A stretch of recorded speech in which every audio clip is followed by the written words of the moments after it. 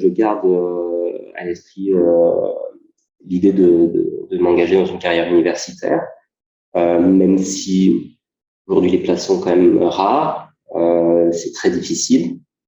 Donc il faut de toute façon, quand on termine sa thèse, envisager de faire autre chose. Il faut être très pragmatique. Donc moi, je me suis posé la question principalement pendant la dernière année de la thèse. J'ai hésité entre essayer d'intégrer la magistrature ou l'école des avocats. Et finalement, donc à force d'en discuter avec des amis, donc docteurs plus âgés que moi, certains qui sont devenus magistrats, certains qui sont devenus avocats, j'ai préféré l'avocature, tout simplement parce que moi c'est une profession qui me correspond plus, c'est une profession où on est quand même très indépendant. C'est une profession où on a une grande liberté aussi, on peut aller s'installer, travailler où on veut. Et notamment, moi, ça m'intéressait beaucoup, puisque si un jour j'ai la chance d'être recruté comme maître de conférence, il faut que j'ai une profession à côté qui me permette aussi de bouger, voilà, d'aller travailler ailleurs. Donc là, aujourd'hui, je suis à l'école des avocats. Voilà, je viens de terminer la période de cours. Je vais avoir 1 an de stage à partir du 1er septembre. Donc, je suis bien engagé, ça y est, dans la formation pour devenir avocat. Mais il faut vraiment, quand on est en train de terminer sa thèse, se demander qu'est-ce qu'on va faire après et pas attendre un éventuel, par exemple, échec dans la carrière universitaire. Parce qu'après, on se retrouve sans rien, on peut se retrouver un peu perdu. Et il faut anticiper la chose avant de terminer sa thèse. C'est très important. Je souhaite faire une carrière universitaire, c'est-à-dire qu'une fois que j'aurai soutenu ma thèse, j'aimerais obtenir une qualification pour pouvoir devenir maître de conférence et ensuite faire ce qu'on appelle le tour de France, c'est-à-dire postuler dans différentes universités pour obtenir un poste de maître de conférence. Pour moi, c'est la carrière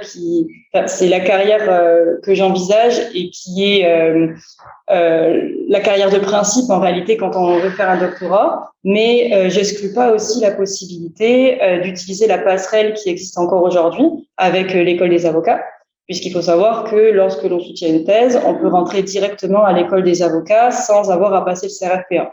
Il y a d'autres passerelles qui existent et qui sont encore méconnues. Je sais qu'il y a des passerelles vers l'ENM. Alors, je ne sais pas encore les conditions de cette passerelle, puisque ce n'est pas une passerelle qui m'intéresse actuellement, mais j'y pense pour la suite de ma carrière. C'est-à-dire que d'ici 20 ans, pourquoi pas devenir magistrate. Donc voilà, le doctorat offre plein de possibilités et j'ai assez vite su que je voulais faire une thèse pour devenir maître de conférence et pourquoi pas avocate. Mais je pense que lorsqu'on envisage un doctorat, il faut vraiment réfléchir à toutes les passerelles que ce diplôme offre en fait. Je rêve, je pense comme beaucoup, d'être enseignant-chercheur, d'être qualifié maître de conférence. Voilà, si la thèse est de suffisamment bonne qualité, si à côté de ça j'écris des bons articles. Mais après, dans mon parcours, j'ai travaillé dans un tribunal en tant qu'assistant de justice.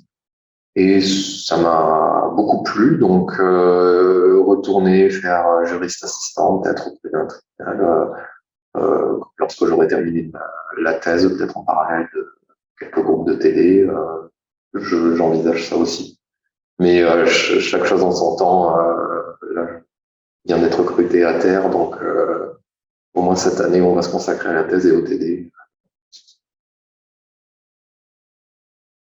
Je pense que pour beaucoup, peut-être particulièrement moi, mais pour beaucoup de doctorants, la carrière universitaire, c'est l'idéal, mais il y a beaucoup d'appelés et peu d'élus. Donc, idéalement, si l'opportunité se présente, je ne refuserai pas la carrière scientifique. Mais j'ai aussi des alternatives ou des compléments que j'envisage. Pourquoi pas aussi utiliser la possibilité de directement rentrer en école d'avocat pour pouvoir ensuite exercer soit à côté de la carrière scientifique, soit si la carrière scientifique n'est pas possible, exercer en tant qu'avocat. Et aussi en droit électoral auprès des élus, faire du conseil.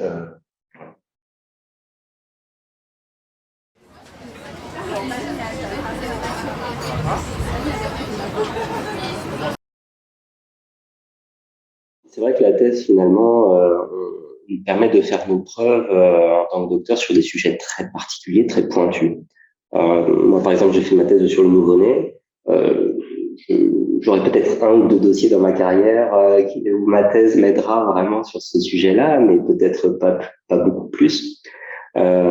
Finalement, la thèse apporte plus je pense, sur des compétences liées à la rigueur dans le travail et à la méthode dans le travail. C'est-à-dire que, alors la thèse et puis les travaux dirigés qu'on donne pendant la thèse aussi sont très très formateurs.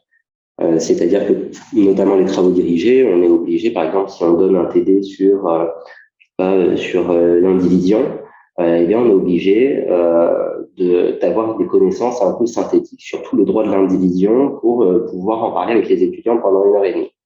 Donc, ça implique d'avoir un esprit de synthèse, de réussir à accumuler des connaissances sommaires, mais en même temps suffisantes et complètes pour pouvoir les redonner à des étudiants. Donc, il y a cette question de l'esprit de synthèse. Et si on parle plus de la thèse, je dirais qu'elle aide aussi beaucoup à savoir s'exprimer à l'écrit, tout simplement. C'est-à-dire que réussir à exprimer une idée à l'écrit de façon claire, comprendre que aussi quand on écrit quelque chose, c'est pour être lu par quelqu'un d'autre. Donc ça implique écrire des choses claires, écrire des choses qui vont être adaptées au lecteur qui va nous lire. Ça, c'est quelque chose vraiment que la thèse apprend. Et aujourd'hui, pour être avocat, il faut savoir écrire. Aujourd'hui, la plupart des procédures sont écrites. On s'adresse à des confrères, on s'adresse à des partenaires, on s'adresse au juge. Et donc, si le juge ne comprend pas ce que vous essayez d'écrire, c'est un très mauvais avocat. Donc voilà, parmi toutes les compétences que la thèse permet de développer, on voici quelques-unes. Pour moi, le doctorat est utile puisque c'est le plus haut diplôme universitaire et il est déjà très reconnu au niveau international, alors qu'en France, c'est vrai qu'il souffre encore un peu de préjugés. Pour moi, ces préjugés sont le plus souvent infondés. Par exemple, on a tendance à dire que le doctorant est trop technique, un peu trop théorique, voire un peu solitaire.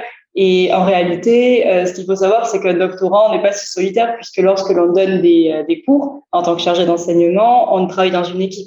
Donc, on est toujours obligé de travailler en équipe et on n'est jamais tout seul dans notre coin. Il y a une autre réalité aussi, c'est que le doctorant est obligé d'être autonome puisqu'il travaille tout seul et il a une très grande liberté.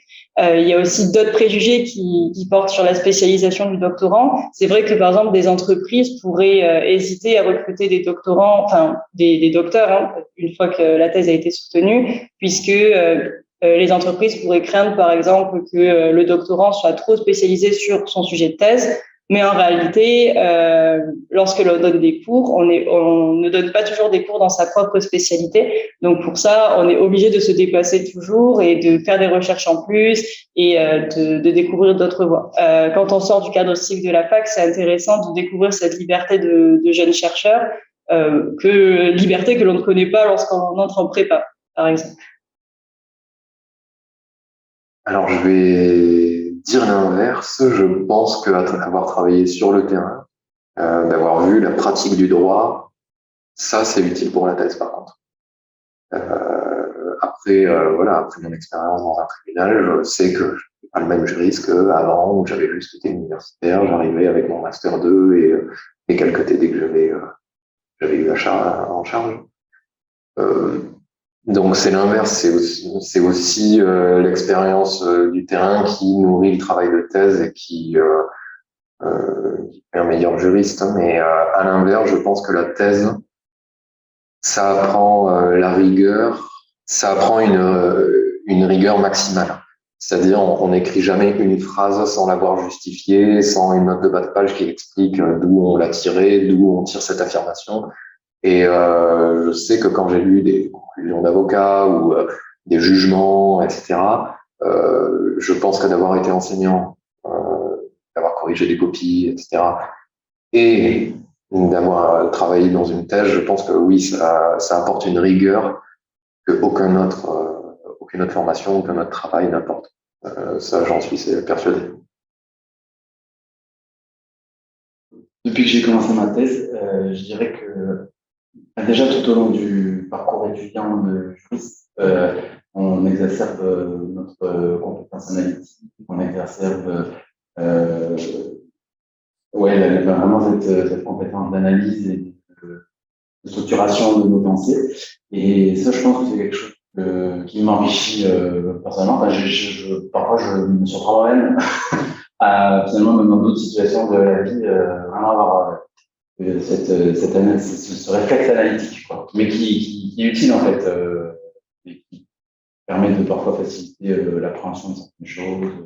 Voilà. Puis après, ben, moi souvent, quand j'ai des coups de mou, je me dis que j'ai la chance de pouvoir faire une thèse et que c'est pour moi une forme d'espoir.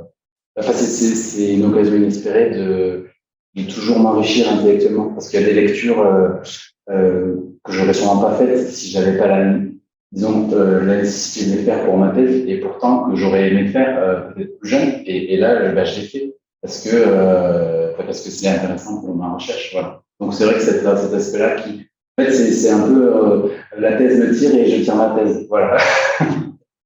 Alors parfois c'est difficile hein, parce que bon effectivement il y a des lectures, des recherches qui sont fastidieuses donc parfois je me dis mais pourquoi ça va bien pouvoir me servir, mais bon, on s'accroche et parfois à l'occasion d'une phrase, d'une ligne dans un article, dans un livre, on trouve l'idée, l'élément qui va pouvoir nous permettre de continuer à structurer notre recherche.